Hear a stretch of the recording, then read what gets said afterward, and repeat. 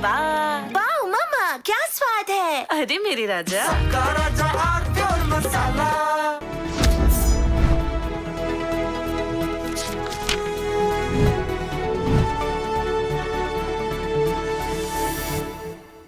नमस्कार। उत्तर प्रदेश में लगभग 100 ऐसी विधानसभा सीटें हैं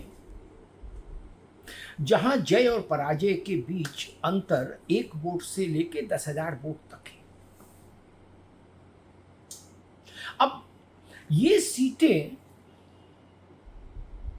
संवेदनशील हैं राजनीतिक दृष्टि से, क्योंकि 1 वोट से लेके और 10,000 वोट तक बहुत बड़ा मार्जिन नहीं है जो अपरिवर्तनीय हो, जिसको पलटा ना जा सके। ये कभी भी पलट सकती है सीट। मान लीजिए कोई 4,000 से जीता, कोई 3,000 से जीता, कोई 2,000 से जीता। एक मोहल्ला बदल जाए, अपना मन बदल लेगा तो सीट हार जाएंगे, जब पलट जाएगी। एक गांव अपना मन बदल लेगा तो सीट खत्म हो चली जाएगी बाहर, परिणाम बदल जाएगा।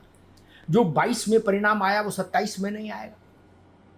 ऐसी 100 सीटें हैं और इन 100 सीटों में 55 सीटों पर मोटे तौर पर भाजपा की विजय हुई थी 2022 के विधानसभा चुनाव में, और 35 पर अखिलेश जी की पार्टी की विजय हुई थी, समाजवादी पार्टी की। और 10 सीटें जो बची हैं उनमें छोटे छोटे दल हैं। 2 सीट अपना दल की है, 2 राजभर की है, इस तरह की 90 सीटें हैं उस 100 में से सपा और बस भाजपा के बीच में बटी, जिसमें 55 भाजपा, 35 समाजवादी। यानी समाजवादी पार्टी को अपनी ऐसी 35 सीटों की बहुत हिफाजत करनी होगी 27 के चुनाव में, जो 1 से लेकर 10,000 वोट तक के मार्जिन से उसने जीती। और वैसे ही भारतीय जनता पार्टी को अपनी 55 सीटों की बहुत हिफाजत करनी होगी। वैसी हिफाजत जैसी प्री मैच्योर बेबी की, यानी वक्त से पहले जन्मे बच्चे की हिफाजत जितनी कठिन होती है, वैसी ही कठिन होती है राजनीति में, चुनाव में ऐसी सीटों की हिफाजत जहां जीत का अंतर बेहद कम हो। तो वैसी ही हिफाजत भाजपा को इन 55 सीटों पर करनी होगी। यहां तक तो कहानी का एक पहलू है। अब कहानी का दूसरा पहलू जो इन 100 सीटों को, 1 सैकड़ा सीटों को और ज्यादा सुपर सेंसिटिव बना देता है, वो पेंच है जैन जी नाम का। जैन जी को लेकर एक पूरे देश भर में एक वायुमंडल बना है, इससे कोई इनकार नहीं करना। हर जिले शहर में जैन जी में अंगड़ाई ले रही है, हर जगह इसकी चर्चा है। समाज में ये विषय प्रमुख विषयों में शामिल हो गया है।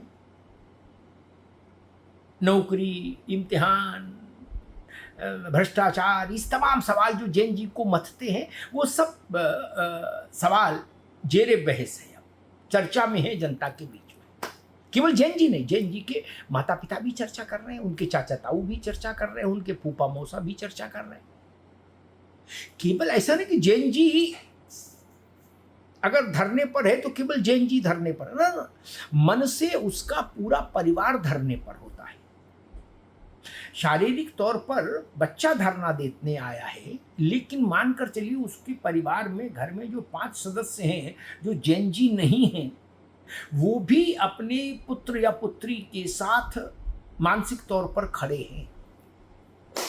इसलिए उस अंक गणित को विस्तार देकर कैलकुलेट करिएगा, नहीं तो धोखा खा जाएंगे।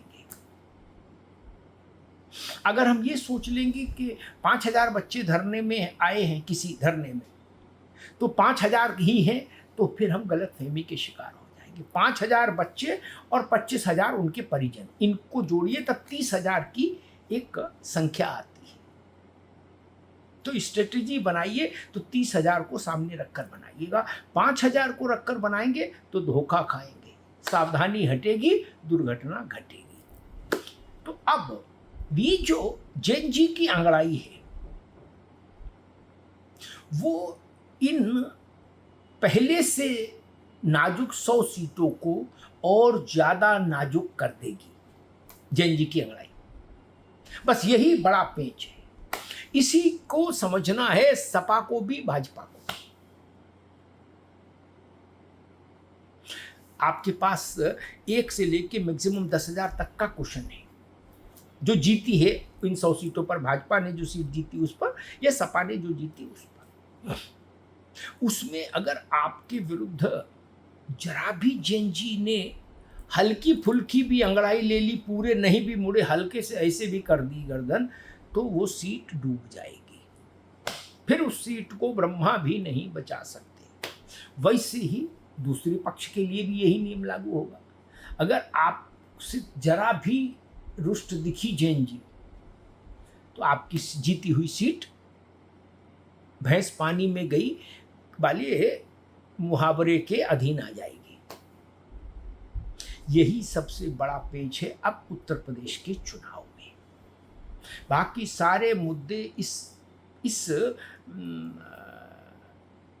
नए घटनाक्रम और इस अंक गणित के सामने बहुत बौने हो गए। जितने मुद्दे आप पिछले 6 महीने से देख रहे थे, सोच रहे थे, और आपको लग रहा था कि ये उत्तर प्रदेश के 2027 में होने वाले विधानसभा चुनाव में निर्णायक मुद्दे बनेंगे, वो सब मुद्दे नेपथ्य में चले गए। अब तो केवल और केवल इसी की चर्चा हो रही है कि नौजवान किधर जाएगा। अच्छा, एक चीज और जान लीजिए, मैं ये नहीं कहता कि जेनजी आ जाने के बाद जाति खत्म हो गई ना, ऐसी गलती मैं कभी नहीं कर सकता। भारत में जाति खत्म हो जाए पूरी तरह ये संभव नहीं, और कम से कम अभी 50 वर्षों तक तो नहीं दिखता सा। जातियां रहेंगी, ठीक ठाक हैसियत में रहेंगी, राजनीति को प्रभावित भी गहरे तक करेंगी, लेकिन जेनजी के मसले में, जेनजी की बात जब आएगी, वहां जातियां शिथिल होती दिखेंगी आपको। जेनजी पीडीए के खांचे में नहीं बटेगा, ऐसा लग रहा है। जेनजी काची, कोरी, कुर्मी, धोबी, धानुक, लुहार, कुम्हार, इसके भेद में नहीं बटेगा, और कम से कम उस तीखेपन के साथ तो नहीं बटेगा जिस तीखेपन के साथ भारतीय समाज बढ़ता रहा है हमेशा से।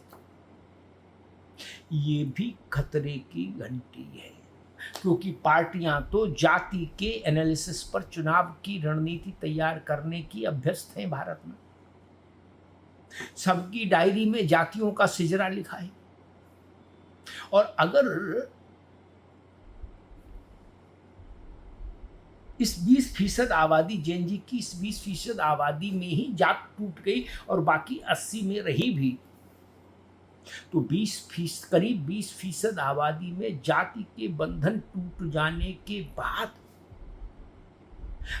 उसका राजनीतिक परिणाम चुनाव में क्या आएगा, ये कह पाना बहुत कठिन हो गया है। अभी कोई अंदाज नहीं लगा सकता, क्योंकि जात टूटेगी छोटे से सेगमेंट में ही सही, 20% जेनजी वाले सेगमेंट में ही सही, तो वो स्थापित राजनीतिक समीकरणों को ध्वस्त कर देगी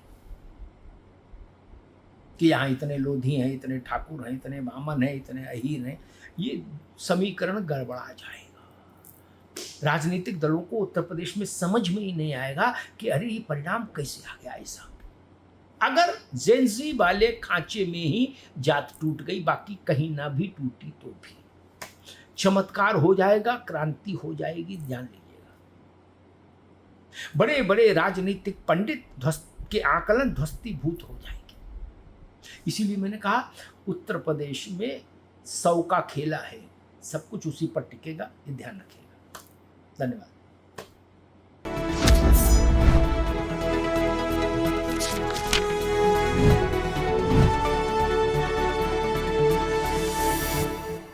कुछ तो सस्ता लो, सब बढ़िया लो, इसमें क्या खास बात है? थोड़े में ज्यादा स्वाद, यही तो है इसकी खास बात। राजा आरती और मसाला।